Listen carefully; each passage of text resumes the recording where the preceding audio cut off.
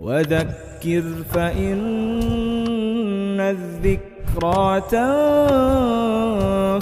المؤمنين.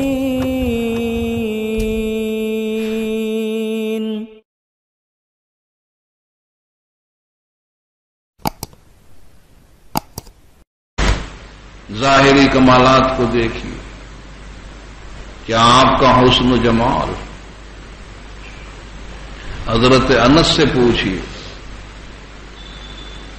کہ واللہ ما مسست خزا ولا حریرا الین من کف رسول اللہ صلی اللہ علیہ وسلم ولا شممت مسکا ولا عطرا اطیب من عرق رسول اللہ صلی اللہ علیہ وسلم، کہ میں نے کسی ریشم کو آپ کی ہتھیلیوں سے زیادہ نرم نہیں پایا. آپ کی ہتھیلیاں وہ ریشم سے زیادہ ملائم، اور میں نے کسی مشک اور کسی عنبر اور کسی عطر کو آپ کے پسینے سے زیادہ خوشبودار نہیں پایا. اور یہ کوئی شاعرانہ تعلی نہیں، حقیقت ہے کہ آپ کا پسینہ وہ عطر سے زیادہ خوشبودار، تمام عطروں سے بڑھ کر. حضرت انسی کی والدہ ہیں حضرت ام سلیم. بسا اوقات آپ ان کے ہاں قیلولہ فرماتے.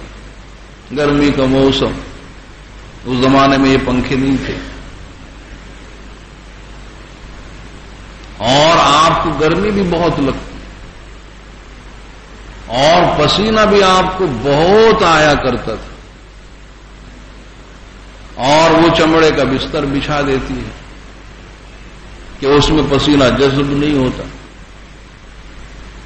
تو ایک مرتبہ آپ نے قیلولہ فرمایا، وہ آپ اٹھے، حضرت ام سلیم نے وہ چمڑے کا بستر لے لیا اور صاحب پسینے کے قطرات سب سمیٹ کر وہ شیشی میں بوتل میں بھر رہی ہے. آپ کی نگاہ پڑ گئی، آپ گھبرائے، فرمایا ام سلیم کیا کر رہی ہو؟ عرض کرتی ہیں کہ یا رسول اللہ یہ آپ کا پسینہ ہے، اور یہ سب عطروں سے بڑھ کر ہے. جب ہمارے یہاں کسی لڑکی کی شادی ہوتی ہے، دلہن اس کو ہم لگاتے ہیں، اور یہ سب سے زیادہ خوشبودار مہک والا.